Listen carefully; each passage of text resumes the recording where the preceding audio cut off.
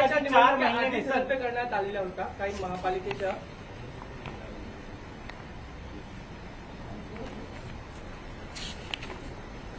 तर प्रभाग रचना जे आहे अनेक ठिकाणी झालेल्या आहेत. कोविडमुळे काही आधीच महापालिकेच्या निवडणुका रद्द करण्यात आल्या. तर या सर्वांचाच मार्ग मोकळा झालाय का? त्या तांत्रिक बाबी कशा पद्धतीने? आता काही तांत्रिक नाही. यापुढे जीही निवडणूक होईल, जीही ती ग्रामपंचायत असो, ती जिल्हा परिषद असो, ती महानगरपालिका असो की ती नगरपालिका असो, प्रत्येक निवडणूक ही ओबीसी आरक्षणासहितच होईल. सर, बीएमसीचे डिलिमिटेशन व्हावं अशा पद्धतीच्या मागण्या होत आहेत. आपण सकारात्मक त्याला उत्तर दिलेलं होतं. आता त्या संदर्भात काय निर्णय घेणार? तुम्ही पुन्हा एकदा काही प्रयत्न करणार आहात? या संदर्भात आम्ही निश्चितपणे प्रयत्न करू. कारण जे काही राज्य निवडणूक आयोगाचे नियम आहेत त्या नियमाच्या पलीकडे जाऊन हे डिलिमिटेशन करण्यात आलं आहे असं आमचं मत आहे. तथापि या संदर्भात कायदेशीर काय काय आमच्यासमोर ऑप्शन्स आहेत ते ऑप्शन्स आम्ही निश्चित बघू.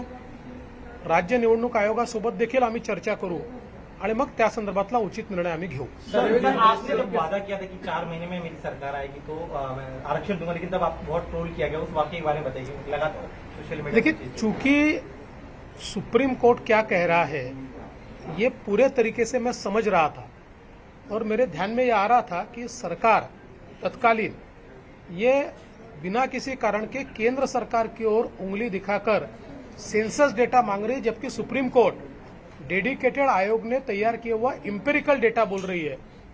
इसलिए मैंने उस समय कहा था कि अगर मेरी सरकार आती है, हमारी सरकार अगर आती है तो 4 महीने में हम लोग ये आरक्षण बहाल करेंगे. ये बहुत सोच समझकर मैंने कहा था और आज वो हो रहा है. इस समय श्रेयवाद की जो लड़ाई चल रही है, लगातार अपोजिशन की तरफ से कहा जा रहा है कि इसके पीछे अपोजिशन की सरकार ने सारा काम किया. देखिए, मैं उनको इतना ही कहना चाहूंगा, अगर श्रेय लेना चाहते हैं तो फिर ये जो 13/12/2019 13 दिसंबर 2019 को उस सरकार को सुप्रीम कोर्ट ने आदेश दिया था और 2 साल सरकार उस पर बैठी रही और उस बीच जिला पंचायत के चुनाव हुए, नगरपालिका के चुनाव हुए, महानगरपालिका के चुनाव हुए, सारे चुनाव बगैर आरक्षण के हुए. इसका पाप किसका है? इस पाप के भागीदारी कौन है? ये किसके कारण पाप लगा है? तो विपक्ष इस पाप को भी पहले स्वीकारे, उसके बाद श्रेय लेने की कोशिश करे. हमको श्रेय नहीं चाहिए.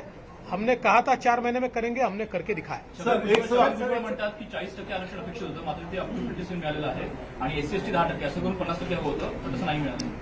मला असं वाटतं की भुजबळ साहेबांना नीट माहिती आहे.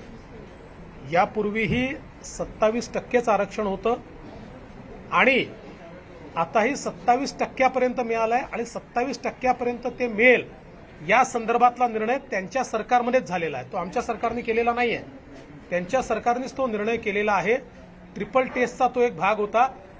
सर्वपक्षीय मिटिंगमध्ये त्यांनी स्वतः हा विषय मांडला होता की SC/STचं आरक्षण सोडून 50%च्या आत जेवढं आरक्षण वाचेल ते ओबीसीला मिळेल.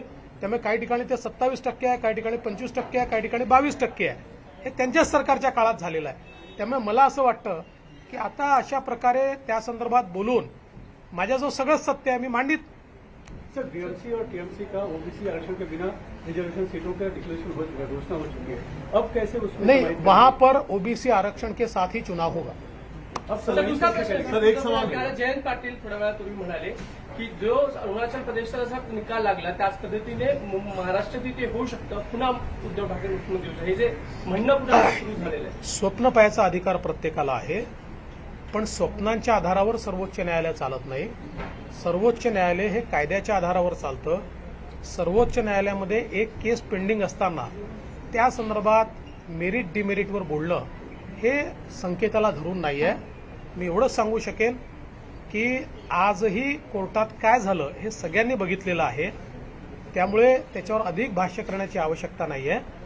आमची केस मजबूत आहे, आम्ही कायदेशीर केलाय, योग्य निर्णय येईल ही अपेक्षा आहे. सर, एक सवाल आपसे लगेगा. ये आज का दिन ग्रामपंचायतीचा तुम्ही निर्णय घेतलेला आहे. आज के लिए बड़ा दिन है, लेकिन साथ में महाराष्ट्र के लिए भी बड़ा दिन है. पूरा महाराष्ट्र करना चाहता है कि जो महाराष्ट्र मंत्रिमंडल विस्तार है उसके लिए कोई तय समय सीमा है या आप लोग कब तक करने वाले हैं? एक अंदाजा देखिए, जैसे तय होगा मैं सबसे पहले आपको बताऊंगा। सर, खेड ग्रामपंचायतीचा म्हणजे नगराध्यक्ष आणि सरपंच निर्णय तुम्ही घेतलेला आहे. आता ओबीसी आरक्षण लागू होत असल्यामुळे त्यासाठी काही वेगळं करावं लागणार की अध्यादेश काढावा लागणार आहे त्यासाठी? आणि आता आरक्षण लागू आहे, आता काहीही करायची गरज नाही, आरक्षण लागू।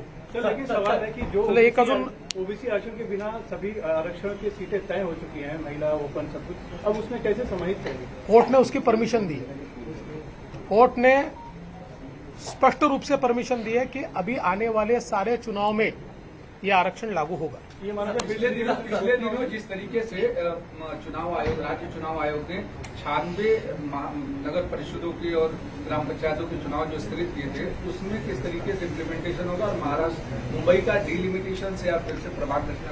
देखिए, डिलिमिटेशन के बारे में तो कुछ लोगों के मत है, जो नियम के अनुसार नहीं हुआ ऐसा लोगों को लगता है, उस पर हम देख रहे हैं, उस पर लीगल ऑप्शंस क्या है हम लोग देख रहे हैं।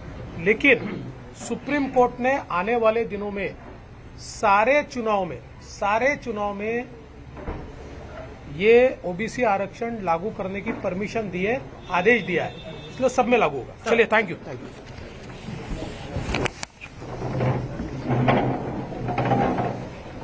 फडणवीस यांची पत्रकार परिषद सुरू होती आणि या पत्रकार परिषदेमध्ये